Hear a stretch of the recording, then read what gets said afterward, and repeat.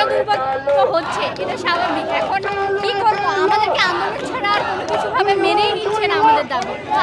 আমরা তো সবারই একজন মানুষ, আমাদের উচিত টেবিলে বসে পড়া, কিন্তু আমরা আন্দোলন রাস্তায় আছি।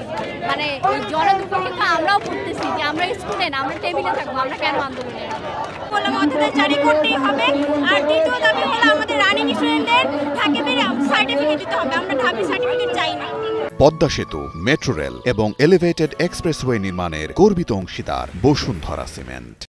রাজপথে এই যে আমাদের রানিং স্টুডেন্টগুলো বৈষম্যের শিকার হচ্ছে, আমাদেরকে বঞ্চিত করছে আমাদের ঢাকা থেকে, এটার জন্যই আমরা আজকে রাজপথে এখানে আসার দুইটা কারণ। প্রথম কারণ আমাদের ঢাবির অধ্যাদেশ জারি করতে হবে, আর দ্বিতীয় কারণ আমাদের রানিং স্টুডেন্টদের ঢাবির সার্টিফিকেট দিতে হবে। দাবি মেনে না হলে কঠোর থেকে কঠোর আরো আমরা শুধু ঢাবির অধ্যাদেশ জারি করার জন্য রাষ্ট্রপতি অধ্যাদেশ জারি করে দিলে আমাদের রানিং স্টুডেন্টকে ঢাবির সবকিছু দিলে আমরা হচ্ছে চলে। আজকের আন্দোলন হচ্ছে আমাদের মূলত আন্দোলনটা আমাদের রানিং স্টুডেন্টদেরকে নিয়ে, কারণ আমাদের রানিং স্টুডেন্টদেরকে বলেছে যে মানে ঢাবির আন্ডারে আমাদেরকে বের হতে হবে। এটা আসলে আমরা সাধারণ শিক্ষার্থীরা যারা রানিং স্টুডেন্ট আছে তারা আমরা মেনে নিতে পারছি না এই বিষয়টুকু।